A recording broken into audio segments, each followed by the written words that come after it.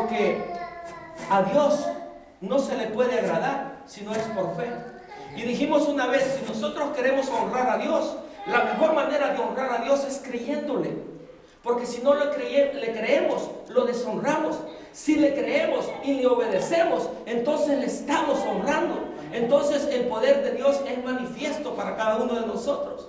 Así es de importante la fe. Nosotros tenemos que hacernos a la fe. Tenemos que creerle a Dios, que Él va a hacer lo que Él prometió. Y a cada uno de nosotros, Él nos ha prometido tantas y maravillosas promesas, que dice que todas sus promesas son sí y amén en el amado. En Cristo Jesús nosotros tenemos todas las promesas de Dios. Amén. Bendito sea el Señor. Gloria a Dios. Lean conmigo por favor en libro de Romanos acerca de Abraham. Ustedes lo conocen. Si queremos leer acerca de lo grande de la fe, lo único que tenemos que hacer es irnos al libro de Hebreos en el capítulo 11, ¿no es cierto? Donde nos habla acerca de los grandes de la fe. Amén. Donde nos dice que por la fe Jacob, por ejemplo, se apoyó en su bastón y bendijo a sus hijos. Amén.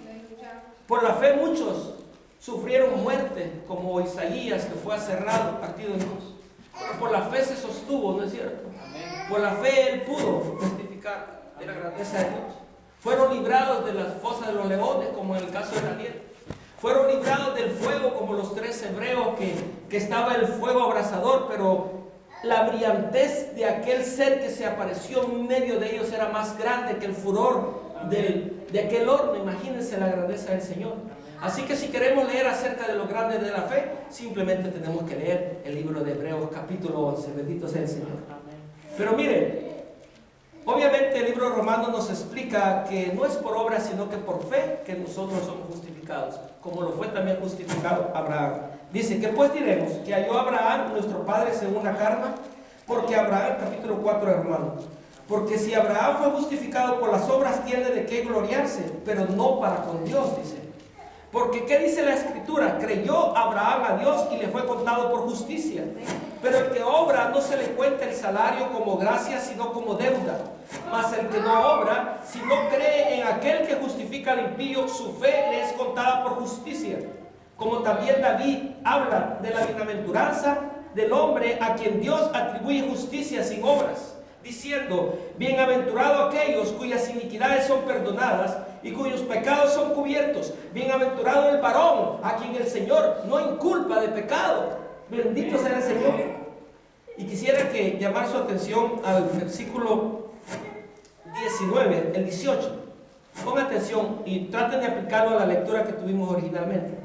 Dice, acerca de Abraham, él creyó, dice, en esperanza contra esperanza, para llegar a ser padre de muchas gentes, conforme a lo que se le había dicho, así será tu descendencia. Escuchen, y dice, y no se debilitó en la fe, al considerar su cuerpo que estaba ya como muerto, siendo casi de 100 años, dice aquí entre paréntesis, o la esterilidad de la matriz de Sara. Tampoco, dice, dudó por incredulidad de la promesa de Dios, sino que se fortaleció en fe, dando gloria a Dios. Amén. Plenamente convencido, escuchen, plenamente convencido de que era también poderoso para hacer todo lo que había prometido. ¿Por qué? Porque Dios no miente. Amén. Porque Dios no se arrepiente. Amén. Porque Dios es el mismo ayer, hoy y siempre. Entonces, no se debilitó, se fortaleció en la fe y estaba plenamente convencido, porque eso es lo que nosotros tenemos que hacer. Por lo cual también su fe, oiga, su fe le fue contada por justicia. ¿Sabe que su fe tiene que ser probada para ser justificada? Porque en el mundo hay muchas fe. La gente dice tener fe en muchas cosas, y es cierto, creen en muchas cosas. Pero si la fe que hay en usted es la fe que viene de lo alto, es la fe de salvación, es la fe verdadera, esa fe tiene que ser justificada, tiene que ser probada, como fue probada la fe de Abraham. Porque dice Pedro que la fe que es más preciada que el oro, como el oro tiene que ser ¿qué? Probada. ¿Y por qué? Por fuego, ¿verdad? Entonces esa es la prueba que nuestra fe resplandece y que se da cuenta uno si en verdad hemos creído o no en Dios. Dice, y no solamente con respecto a él, a Abraham, se escribió que le fue contada, sino también con respecto a nosotros, a quien ha de ser contada, esto es, a los que creemos en él, dice que levantó de los muertos a Jesús, Señor nuestro, el cual fue entregado por nuestras transgresiones y resucitado para nuestra justificación. Bendito sea el Señor. Aleluya. Aleluya. Amén. Entonces se dan cuenta la importancia de la fe. En Hebreos 11 sé que dice, es imposible agradar a Dios sin fe, porque Él dice, es galardonador de los que le buscan diligentemente. ¿No es cierto? Y la definición de fe, que la que nos interesa a nosotros, porque hay muchas definiciones y son buenas, pero la verdadera es la que está en la Biblia, que dice, en Hebreos 11:1, dice que la fe es la certeza de lo que se espera, la convicción de lo que no se ve. Ahora, ¿qué es lo que se espera y qué es lo que no se ve? Cristo. Cristo es el que esperamos y Cristo es el que no vemos, pero Él viene y viene pronto. Y junto con Él el galardón, ¿verdad? Todas las promesas se cumplen en el Señor. Entonces la fe es la certeza de lo que se espera, la convicción de lo que no se ve. Bendito sea Dios. Esa es la importancia de la fe. Nosotros tenemos que estar convencidos y no tenemos que debilitarnos en nuestra fe. Tenemos que fortalecernos en nuestra fe y plenamente convencidos que aquel que prometió algo lo va a cumplir, porque Dios es único. Dios es único y verdadero. Ahora pongan atención a la lectura que vimos anteriormente en 2 Reyes 7. Bien interesante. Yo la meditaba y cada vez que uno medita esas cosas como que viene revelación. Y he escuchado a otros pastores también, y estas no son cosas exclusivas para mí o exclusivas para usted. Dios revela a todo su pueblo, ¿verdad? Pongan atención de que en estos momentos Israel estaba en una situación bien difícil. Había sido sitiada por Samaria.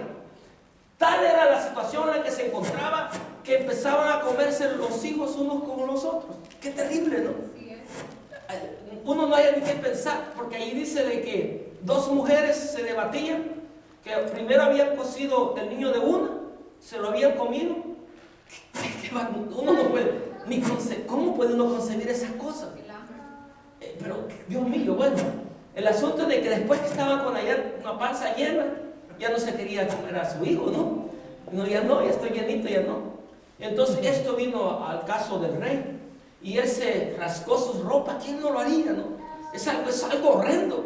Nosotros oímos cosas terribles como gente que devora a otras personas también. ¿Se dan cuenta ustedes? Cosas muy feas. Pero coser a un hijo, a un niño y comérselo es algo increíble. El rey se enfada, se enfurece. ¿Y qué es lo que hace el rey? Va al lugar donde se encuentra la voz de Dios. ¿Dónde se encontraba la voz de Dios? En el profeta. Va al lugar donde Dios podía ser consultado. Pero no va para consultar a Dios. Va porque quiere matar a Eliseo. Ustedes han leído la historia. Se las recomiendo que la lean, paso por paso. Va porque quiere matar a Eliseo. Culpa al profeta de lo que está pasando. ¿Cuántas veces no se culpa a Dios de lo que está pasando?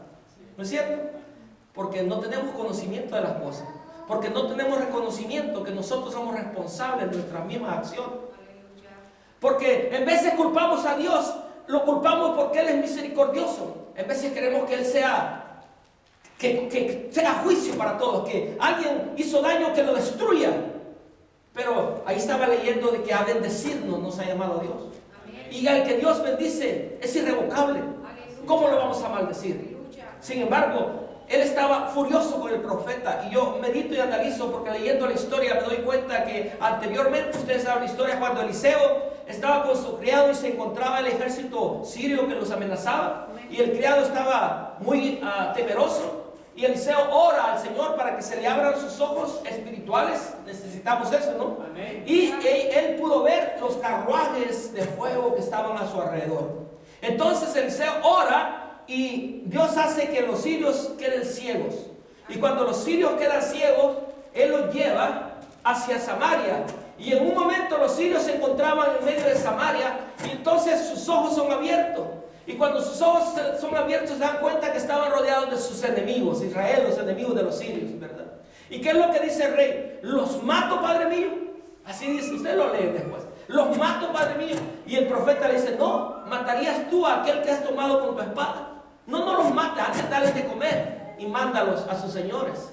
Increíble, ¿no? Amén. Los caminos de Dios no son nuestros caminos. Amén. Pero en veces nosotros inculpamos a Dios por su misericordia. No queremos que sea misericordioso con otros, Con nosotros sí. Oh my God, conmigo sí, pero con otro, no, este es muy malo, este no. Entonces, yo pienso, vino el rey y dice, que estos quedaron vivos, hoy estos están sitiándonos aquí, hoy estamos rodeados de ellos, hoy nos quieren matar. Entonces estaba enfurecido con el profeta, estaba enfurecido con Dios, porque es a Dios últimamente con el cual nosotros nos enfadamos, ¿no es cierto? Es a Dios el que inculpamos de esto. Y viene hacia la voz de Dios. Es como que alguien de allá afuera viene a donde se encuentra la voz de Dios. ¿A dónde se encuentra la voz de Dios? Aquí en la iglesia. Porque la iglesia es pagarte la verdad, es la columna de la verdad, es la que tiene la palabra de Dios. ¿No es cierto? Entonces vienen de allá porque vienen a consultar a Dios a través de usted, a través de mí, por su palabra, porque ustedes son los que conocen la palabra de Dios. Viene a consultar al Señor, pero aquel viene enfurecido, viene enojado. Y dice ahí que como estaba débil, se apoyó en su comandante. Eso es muy importante. Porque estaba débil porque no habían comido, ¿no es cierto? Estaban ayunando, pero no porque querían. Estaban ayunando porque no había comida. Pero miren la diferencia. Este estaba débil y se apoyó en alguien que en lugar de motivarlos a la reverencia a Dios, los motiva a la burla, a la duda. Porque dice, eso es burla, yo lo siento como burla. Hay gente que se burla de Dios, no saben el problema que se mete. Si Dios es temible, Dios es digno de reverencia, Él es grande, poderoso, misericordioso, pero debe de haber temor de Dios en nosotros. Entonces, este dice, aunque abriera la ventana de los cielos, ¿pasaría esto? Está dudando de Dios y se está burlando de Dios. Entonces el profeta le dice, lo vas a ver con tus ojos, pero no lo vas a recibir. Imagínense lo terrible que es dudar de las promesas de Dios. Porque las puede usted ver con sus ojos. Puede escuchar las maravillas de Dios. Puede entender que Dios es grande y poderoso. Y que Él hace obras maravillosas en medio de su pueblo. Pero si no tiene fe, no recibe. No recibe. Se tiene que tener fe. Se tiene que creerle a Dios. Se tiene que creer que lo que Él ha dicho para su vida, así es. No estoy hablando de la profecía uterada, porque aunque amamos la profecía y es lindo el don de Dios de la profecía, pero recuérdense, cuando está el elemento humano hay peligro de error. Pero estoy hablando de la profecía más segura, de la palabra de Dios, de la palabra de Dios. Y ahí hay promesas para cada uno de nosotros. Hay promesas para cualquier situación.